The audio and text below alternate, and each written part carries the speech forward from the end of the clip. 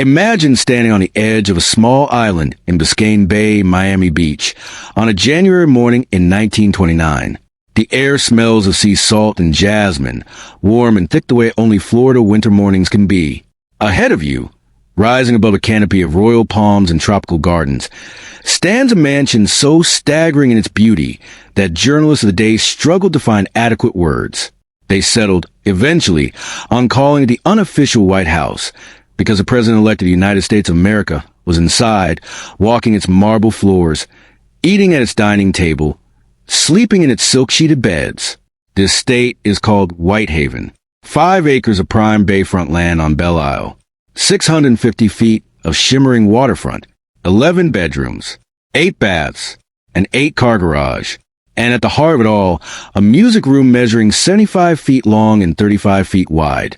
Not a ballroom, not a drawing room, but a dedicated music room, housing one of the most magnificent Aeolian pipe organs ever installed in a private American home. When the organ played, the sound did not merely fill the room. It filled the island. It rolled across the water. It announced, without words, that the man who lived here had arrived at the summit of American life. His name was James Cash Penney, and he was worth $40 million. In today's money, that is more than $500 million, $500 million, accumulated not through inheritance, not through corruption, but through a ferocious belief in a simple idea he had learned at his father's knee. Treat every customer the way you wish to be treated yourself. The golden rule. From that one principle, James Penney had built 1,400 stores stretching from the windswept plains of Wyoming to the gleaming boulevards of New York. He had become, without question, the most powerful retailer in America. But here's the question that haunts every room of this mansion, that echoes in every marble corridor, that whispers from every gilded cornice. If James Cash Penney had all this, the mansion, the organ, the presidential house guest, the $500 million empire, why would he give it all away? Why would a man who built his entire life on the discipline of accumulation choose, in the end, to open his hands and let everything fall? The answer, as with all great American stories, is not simple. It begins not on this gleaming island in Miami, but on a Missouri farm in the year the world did not yet know what a department store was. And it ends not in triumph, but in a cold sanitarium chapel in Battle Creek, Michigan, on a winter morning when a dying man heard a hymn and was reborn. But first, we must begin at the beginning. We must go back to the red dirt of Missouri, to the voice of a preacher farmer who told his 8-year-old son to go out and earn his own way, because that is where the story truly starts. That is where the foundation was poured.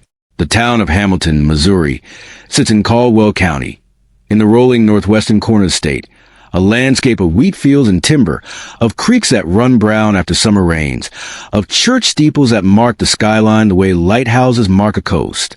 In September of 1875, this was a world defined by sweat and scripture, by horses and harvest, by the knowledge that everything you owned, you worked for, and everything you worked for, you could still lose.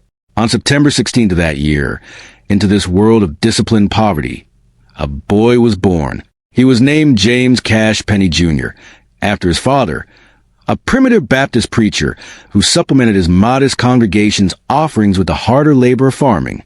The elder Penney was a man of inflexible ethical code. He did not drink. He did not lie. He did not cheat. And he expected the same from his children. Young Jim was the 7th of 12, though the grief of early death thinned the family to 6 surviving children. From his first years of consciousness, Jim Penney understood something that many children of wealthy families never learn. That the world owes you nothing, that comfort must be earned, and that a man's word is worth more than any contract a lawyer can draft. The lessons came hard and early. When Jim was 8, his father sat him down with the quiet gravity of a judge delivering sentence and told him plainly, "From now on, you pay for your own clothing." 8 years old. Not 16, not 12, 8. The boy had no salary, no allowance. He had a farm, a pair of willing hands, and a father who believed that hardship was the only honest teacher. So young Jim Penney, with the entrepreneurial instinct that would one day build a retail empire, began raising hogs. He bought them small, fed them carefully, watched them grow, and sold them at market. It worked, until the squealing disturbed the neighbors and his father, ever the man of principle, made him sell the herd early, well before the animals had reached full market weight. Jim lost money. He was furious, but he went along with it. He always went along with his father. At 15, he started working Saturdays at a local dry goods store. The smell of the place stayed with him. Cotton bolts and leather shoes, the sharp tang of fresh milled flour, the faint sweetness of wrapped candy near the counter. He loved it immediately. Not the money, though money mattered deeply, but the exchange, the meeting of needs, the satisfying moment when a customer found what they were looking for and walked out the door with it. He was a mediocre student, but an exceptional orator. In school assemblies, he stood and delivered speeches about patriotism and Christianity with a confidence that seemed to belong to a man 3 times his age. Then, in 1893, his father died. Jim was 19. Among his father's last words, the words Jim Penney would carry for the rest of his 95 years, were these: "Jim will make it." I liked the way he had started out. Those 12 words became, in effect, the founding document of everything that followed. He took a job at Jam Hale's dry goods store in Hamilton for an almost insulting sum, $25 for 11 months of work, $2.27 per month. He accepted it without complaint. He learned the inventory. He swept floors. He folded fabric. He stayed late. And he watched, with a careful, quiet intensity that would later make him one of the most observant businessmen in American history, the way commerce worked, the way customers behaved, the way trust between buyer and seller could be built or destroyed in a single transaction. By his early 20s, the family doctor grew alarmed. Jim was wearing himself thin. He was pale, hollowed out, the kind of gaunt that precedes a cough, the dreaded consumption, tuberculosis, that had already stolen so many young lives across the American frontier. The doctor's prescription was simple: go west, get out of Missouri's cold, damp winters, and into drier, cleaner air. With a bundle of recommendation letters and $30 in savings, Jim Penney boarded a train for Denver in the summer of 1897. He was 21 years old, and everything was ahead of him. Denver in 1897 was a city caught between 2 eras, still rough with the energy of the mining boom, but beginning to dress itself in the borrowed elegance of the Gilded Age.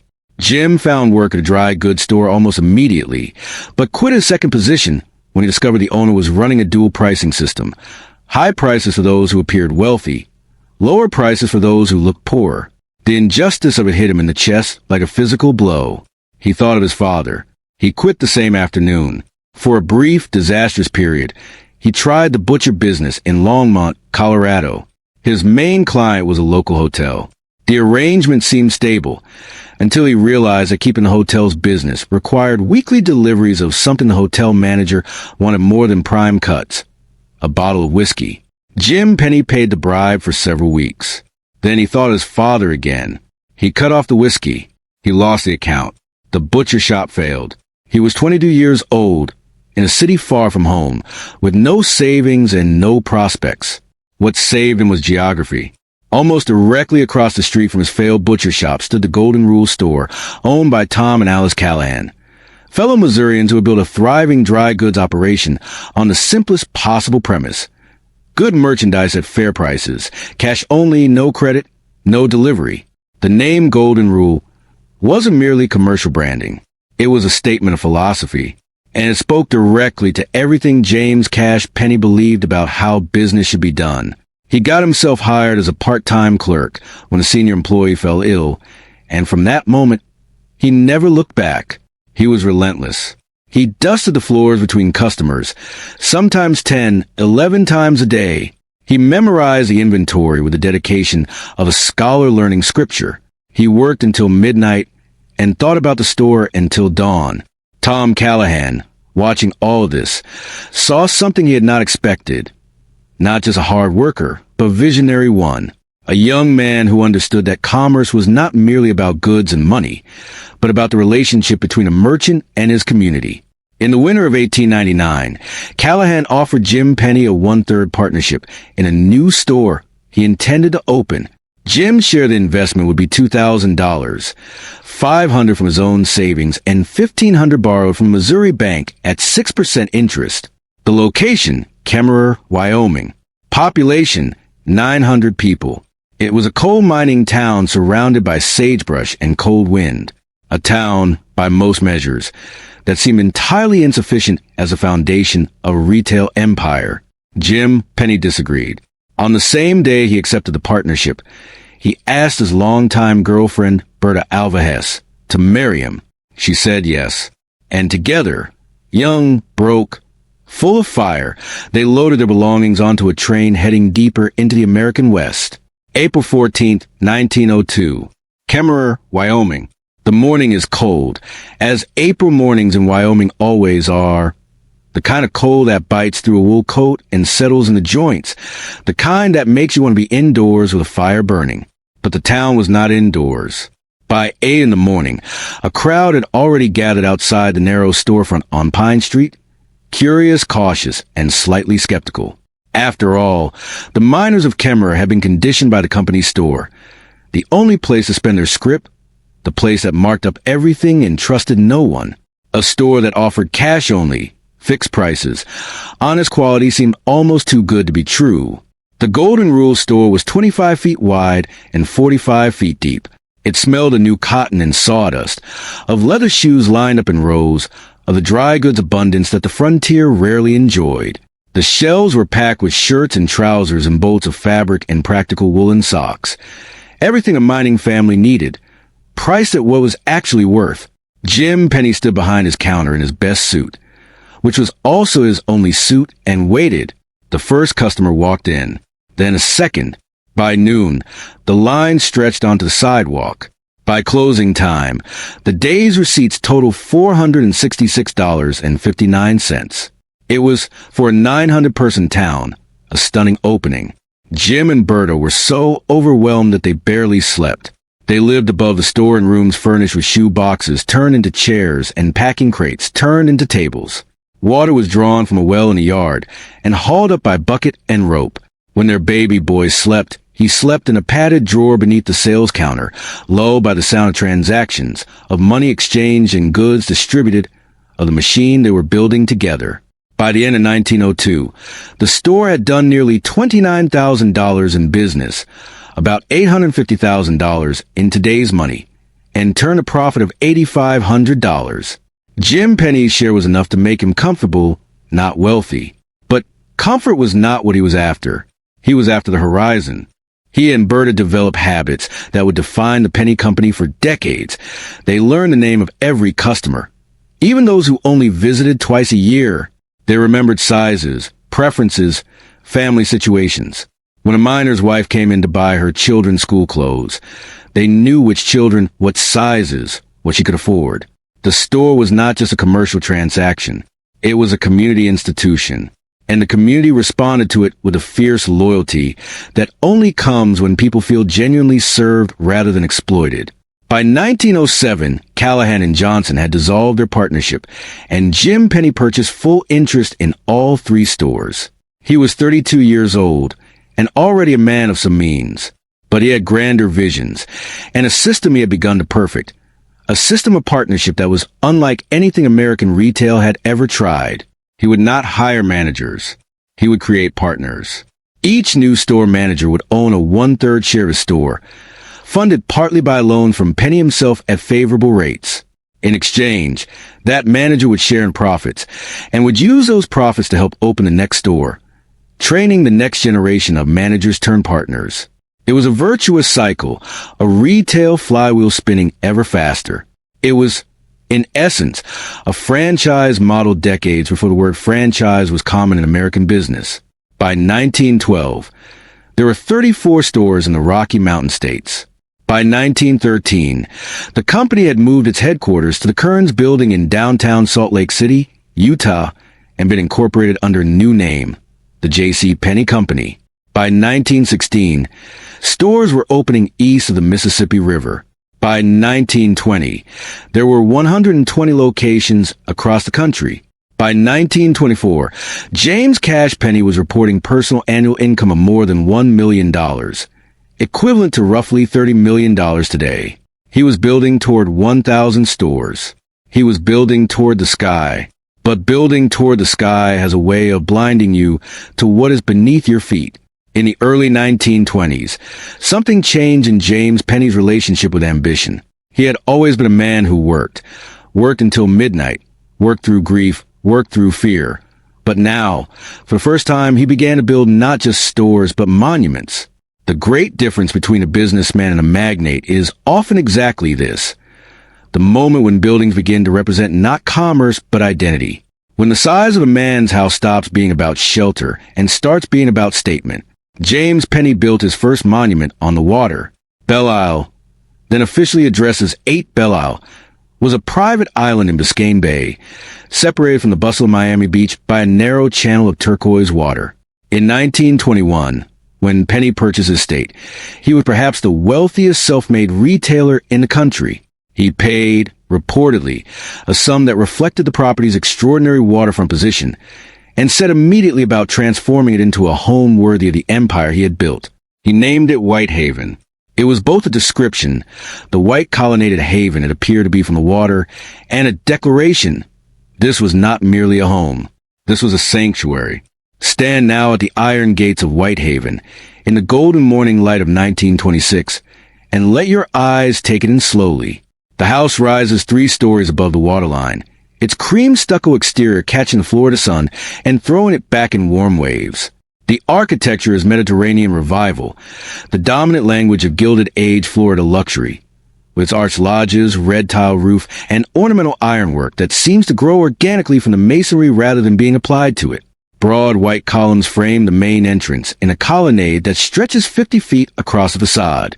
On either side of the main building, wings extend toward the water, bracketing a formal garden of bougainvillea and hibiscus that blooms in riotous pinks and reds against the white walls, a tropical fire that seems to burn without consuming. The grounds themselves are the first seduction. 5 acres of land on Belle Isle is not merely generous. It is, in the context of Miami Beach development in the 1920s, extraordinary. The estate features a formal entry drive lined with royal palms, their trunks pale and smooth as carved ivory, their fronds rustling with the constant, lazy rhythm of the ocean breeze. The sea salt is in the air constantly, mixed with the heavy sweetness of night-blooming jasmine that Penney's gardeners planted along every fence line. You can smell it from the gate. You can close your eyes and know, from the scent alone, that you are somewhere exceptional. The front doors are mahogany, 12 feet tall, with brass hardware polished each morning by the household staff. They open into a foyer of Italian marble, cream with gray veining, that stretches 20 feet to a sweeping central staircase. The floors glow under natural light that pours through clear-story windows positioned to catch the morning sun from the east and the afternoon glare from the west, managing the Florida heat with the intelligence of architecture rather than the expense of mechanical cooling. Running your hand across the marble balustrade of that staircase, you feel the temperature differential immediately. The stone is cool despite the heat outside, cool in a way that only natural stone can be, drawing the warmth from your palm like a quiet exhalation. The formal living room opens to the right of the foyer, a room of generous proportion, 30 feet by 40, with ceilings that rise 16 feet above a floor of polished hardwood, laid in herringbone pattern. The furniture is not ostentatious by the standards of the Gilded Age. Penney always maintained a certain Midwestern restraint, but it is unmistakably expensive. High back chairs upholstered in silk brocade the color of sea glass, mahogany side tables bearing vases of fresh-cut roses that are replaced daily, their fragrance drifting through a room like a slow tide.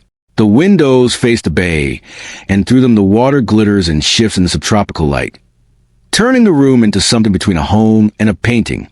But no room in Whitehaven tells you more about James Cash Penney than the music room. It is, by any measure, the most extraordinary space in the house.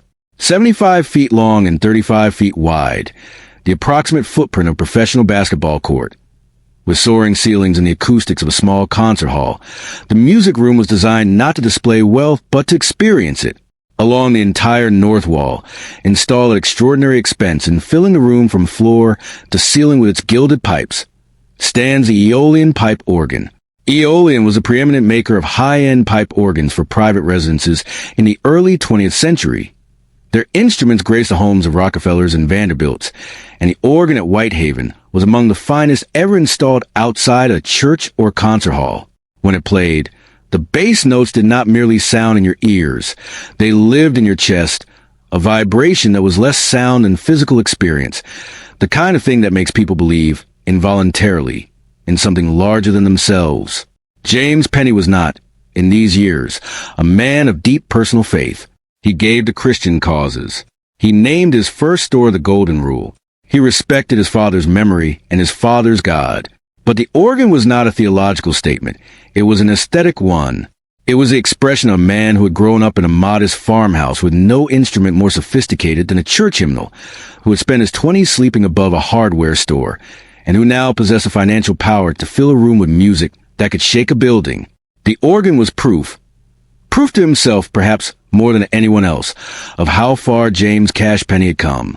The dining room seats 32 people in formal service, with table of English mahogany that reflects the candlelight in its lacquered surface like a dark mirror. The china is custom-ordered, bone white with a narrow gold border. The crystal glasses for water, white wine, red wine, and champagne each have their own precise position at each setting, mapped out by a household staff of 8 who maintain the table with the precision of military drill. The kitchen is modern in the most luxurious sense. Gas stoves of the finest commercial grade.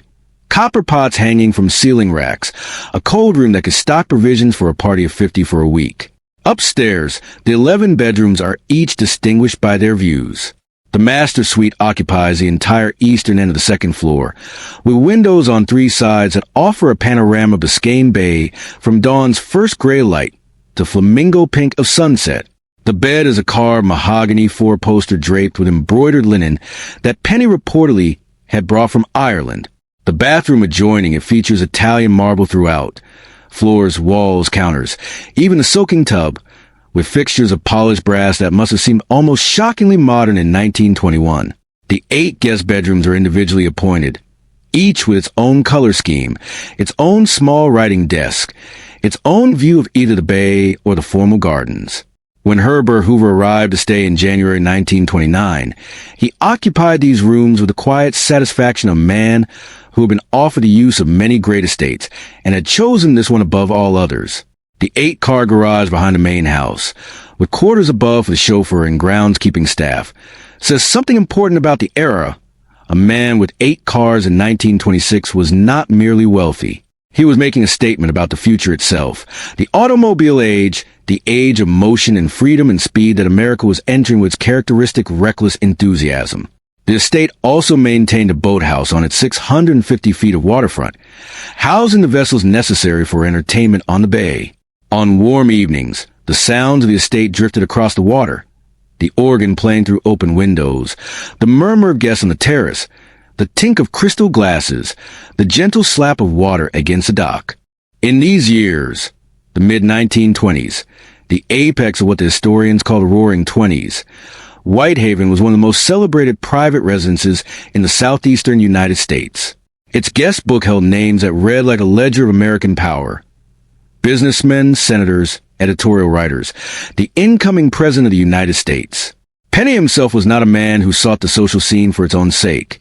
He was, at his core, a Missouri farm boy who still felt more comfortable in a store than a ballroom.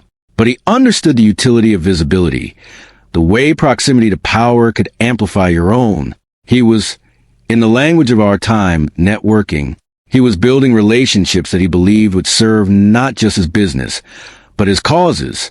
Because by 1921, James Penney had causes beyond commerce. He had begun to feel the particular unease of the man who has more money than he can spend, who looks back at the poverty from which he emerged and feels not pride in escaping it, but responsibility toward those still inside it. His father had been a preacher who spent his life doing for others. His mother had raised 12 children on a farm where money was always short, but values were always abundant. Something in James Penney's bloodstream made large-scale accumulation feel incomplete, like a melody that is not yet resolved. He needed to give. In 1921, the same year he purchased Whitehaven, he also acquired a home on Belle Isle through investment and began pouring money into the Christian Herald, a religious magazine he supported for decades, writing columns for it and funding it through periods of financial difficulty. He invested in 120,000 acres of Florida land in Clay County, establishing Penney Farms, an ambitious agricultural experiment designed to help struggling American farmers learn modern methods and to create a retirement community for ministers and missionaries who had spent their lives in service and had nothing to show for it materially. It was, in this last ambition, a direct tribute to his father, a man who had preached and farmed his whole life and died without savings, whose son had become one of the richest men in America and had not forgotten the lesson in that contrast.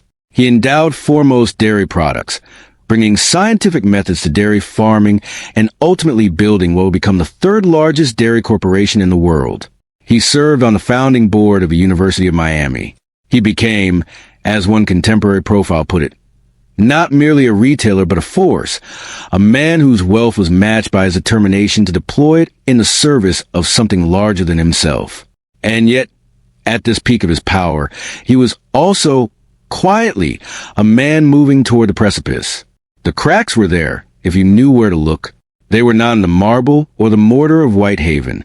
They were in the ledgers of a company that had borrowed heavily to fund expansion, in the price of J.C. Penney Company stock that had risen to over $100 per share on a tide of investor enthusiasm that had more to do with the mood of the decade than with the fundamentals of the business. They were in the personal investments, the Florida real estate, the dairy farms, the editorial magazine. That absorbed enormous capital. James Penney was personally worth $40 million. But much of that worth was leveraged, built on borrowed money, secured by assets whose value depended entirely on continuation of good times. And the good times, as anyone with eyes could see, were beginning to look very much like a mirage. There's an image that stays with you, reading about J.C. Penney in the late 1920s. The image of Herbert Hoover, arriving by private train to Belle Isle on January 22nd, 1929. Stepping down onto the station platform with Lou Henry on his arm, motorcade through Miami Beach to the iron gates of Whitehaven. The organ was not playing when Hoover arrived, but it might as well have been. The scene had the quality of final movement. The greatest mansion in Miami, the incoming leader of the free world, the supreme retail king of America, all assembled at the top of an era. It was 48 degrees and clear. The winter light on Biscayne Bay was the color of hammered silver. They did not know, none of them knew, that in 9 months and 7 days, on October 29th, 1929, the New York Stock Exchange would suffer the most catastrophic single-day collapse in its history. They did not know that the music room would one day fall silent. They did not know that the gates of Whitehaven would one day be locked not to protect a sanctuary, but to mark an abandonment. The organ played on into the warm Florida night. October 29th, 1929. Tuesday. The day history would call Black Tuesday, though to those living through it, there was nothing so neat as a single day's tragedy. The crash was 3 weeks in the making, beginning with the tremors of Black Thursday on October 24th, and culminating in the full collapse of the 29th, when 16 million shares traded hands in a frenzy of panic selling that sent the market into a free fall from which it would not recover for a generation. James Penney was in New York when the bottom dropped out. He was 54 years old, at the pinnacle of a career that had consumed 30 years. He watched the ticker tape with the particular horror of a man who suddenly understands that the world has fundamentally changed and that no amount of effort or intelligence will return it to what it was. The J.C. Penney Company stock, which had traded above $100 per share in the frothy market of the late 1920s, collapsed. It would fall, eventually, to $13. Penney had borrowed heavily against his stock holdings to fund his various investments, the Florida real estate, the farm, the dairy, the magazine. When the value of the collateral collapsed, the banks called in the loans. They had no choice, and Penney had no way to repay them except by liquidating the very assets that had secured the debt. The Florida real estate was worthless in the Depression economy. The dairy required rescue.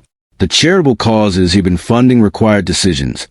Brutal, humiliating decisions about what to abandon. He sold Whitehaven in 1931 for $150,000. He had paid far more than that for it, and had invested far more still in its maintenance and furnishing. The great Aeolian organ fell silent. The marble floor stood empty. The 8 cars in the garage were dispersed. The staff was let go. The bougainvillea climbed the walls without anyone to trim it. The White Plains estate, the property called Hilaire on North Street and Mamaroneck Avenue, where his third wife Caroline had been badly hurt in a riding accident in October 1928, was given up as well. The company he had built met its payroll by borrowing against his life insurance policies, a humiliation so profound for a man of his pride that it verged on the unbearable. He had, within the space of less than 2 years, lost virtually everything he had accumulated across 3 decades. The $40 million, $500 million in today's money, was gone. Not most of it, not half of it, gone. The man who had trained Sam Walton in the art of package wrapping had forgotten the first rule of conservation. Never use more of anything than you absolutely must. The company survived. This is perhaps the most remarkable aspect of the story.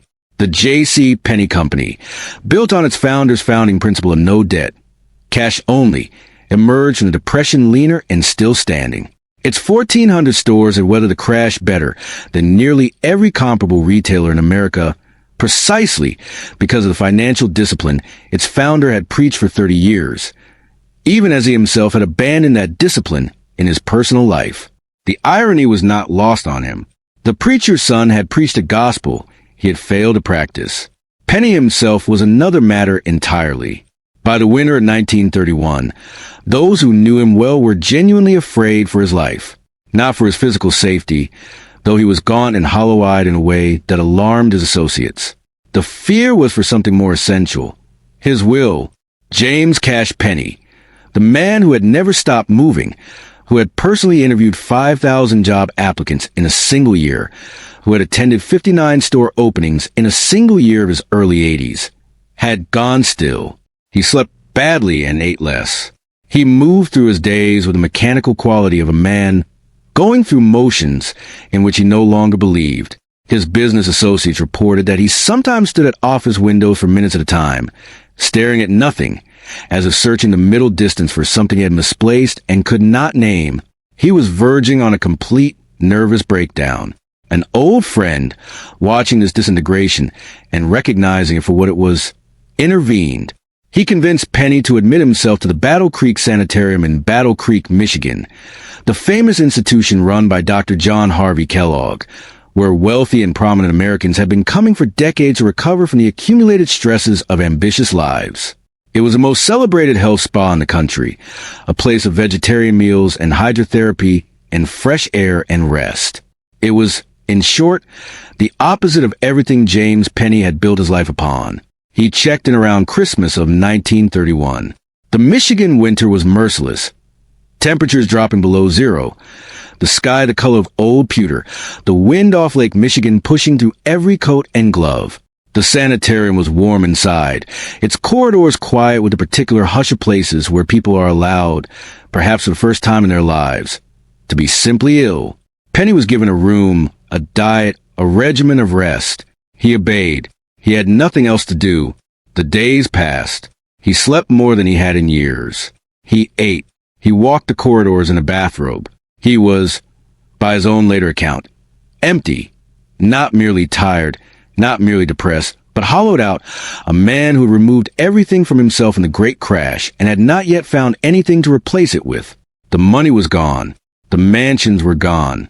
The empire was in other men's hands. He was 56 years old, which in 1931 was not young, and his body was paying the accumulated invoice of a life lived at full sprint.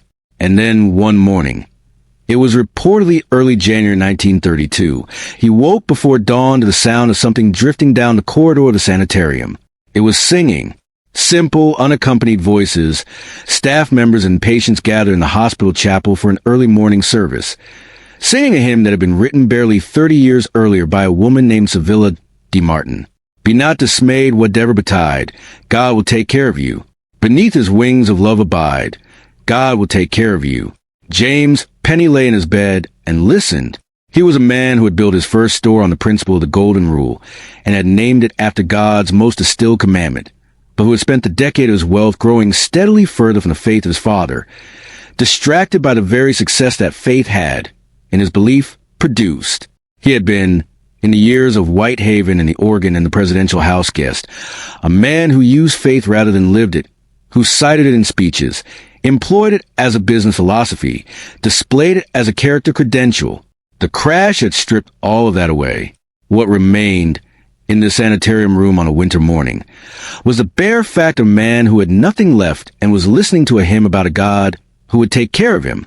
He got up, he walked down the corridor toward the chapel. He stood in the doorway and listened to him complete itself, and then he went inside.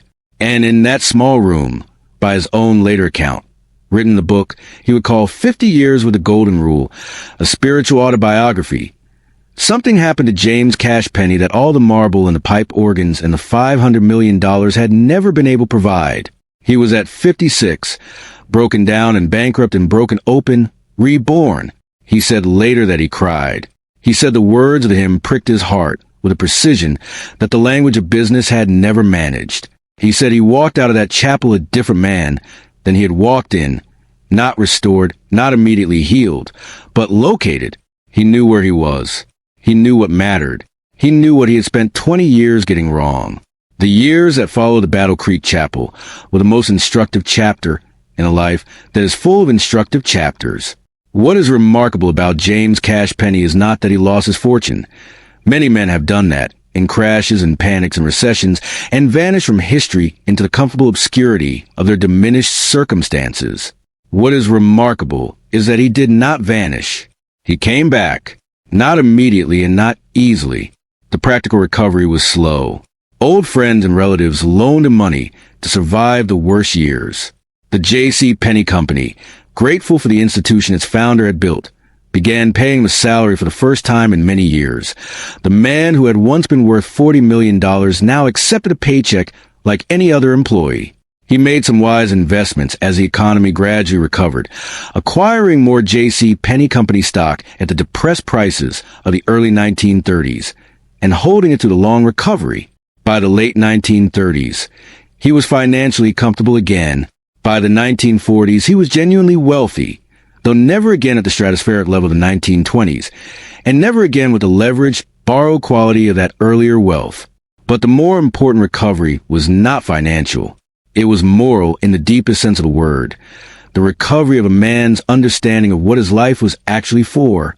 In 1940, during a visit to a J.C. Penney store in Des Moines, Iowa, Penney encountered a young man working the sales floor with particular hungry alertness of someone who intended to go somewhere. His name was Sam Walton.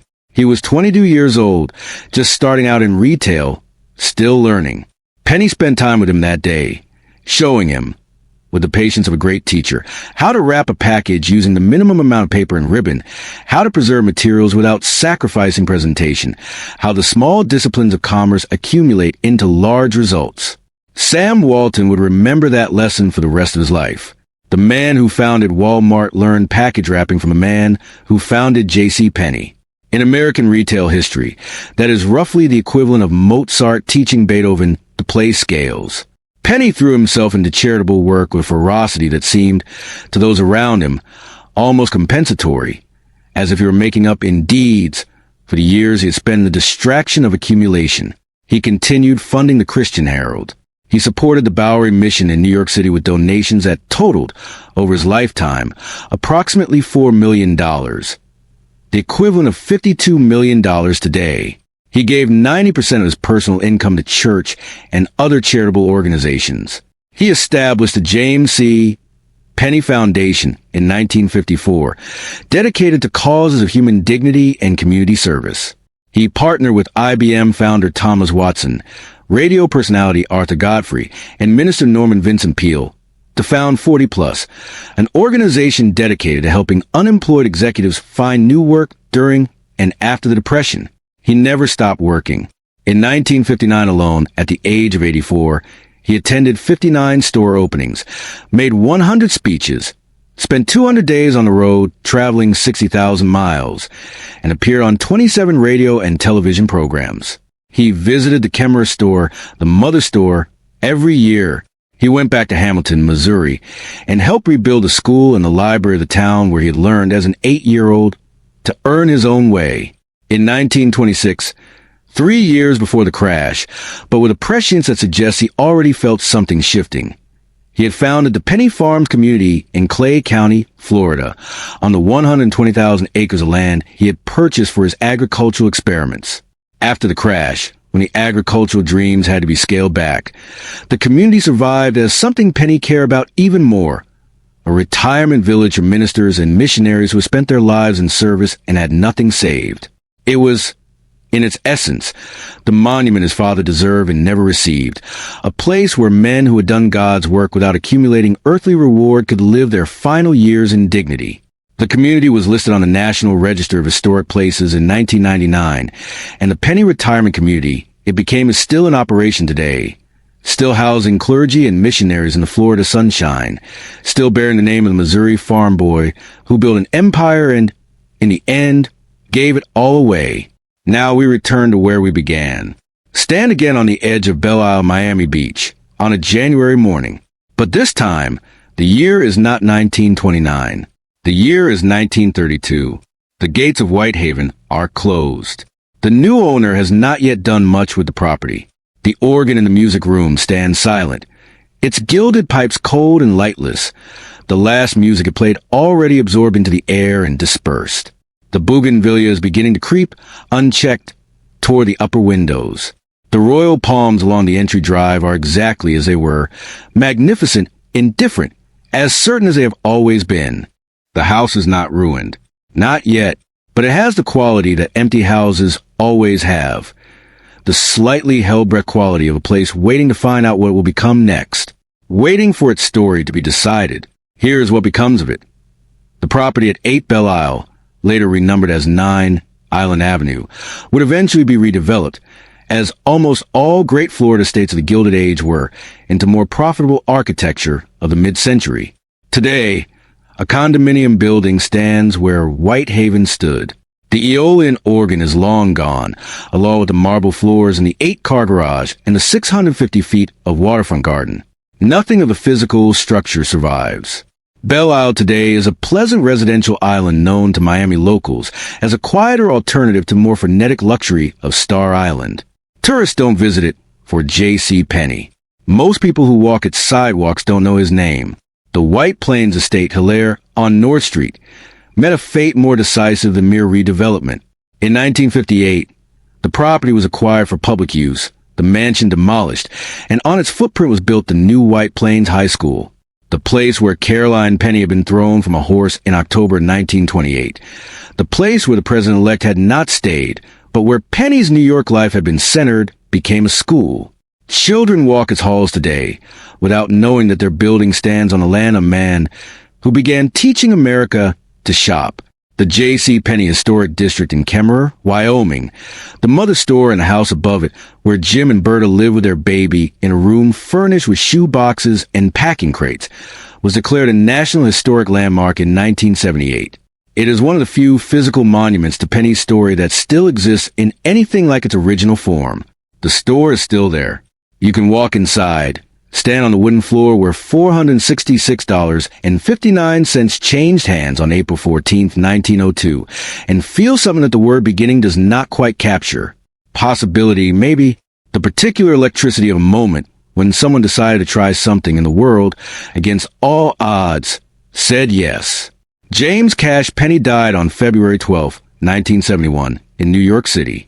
He was 95 years old. He had outlived 2 presidents who had entered his mansion as house guests. He had outlived the Gilded Age that produced him, the Depression that broke him, and the post-war boom that restored him. He had outlived the company he founded, or at least its original form, since the company he founded would, in the decades after his death, continue its own long arc toward eventual bankruptcy in 2020, eventually restructured and still bearing his name.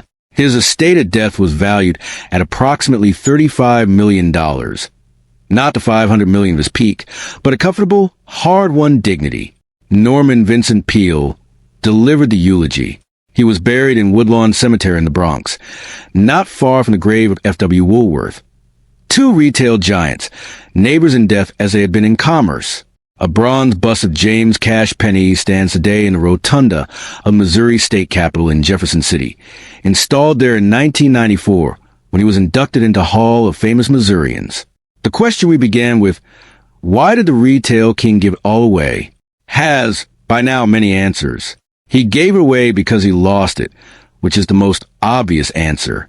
He gave away because his faith demanded it, which is the answer he would have offered himself. He gave it away because the golden rule, the principle on which he built his very first store, does not permit a man to accumulate without limit. The golden rule says, what you have, share. What you can do, do for others. What others need, provide.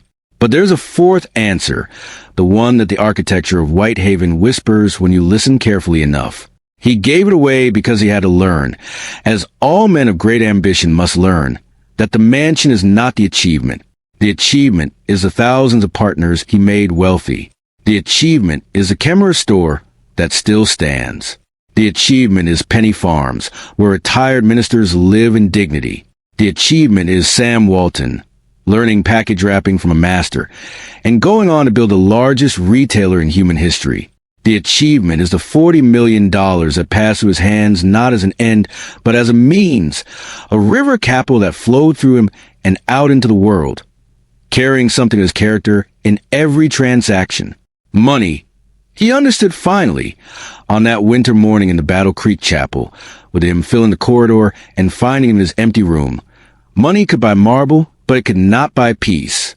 It could buy an Aeolian pipe organ, but it could not make you worthy of the music. It could buy 650 feet of waterfront and 11 bedrooms and 8 cars, and it could bring the President-elect of the United States to your door. But it could not answer the question that his father's dying words had put to him, the question that he spent 95 years trying to answer in the only honest way available. Jim will make it. He made it, not by keeping it, by giving it.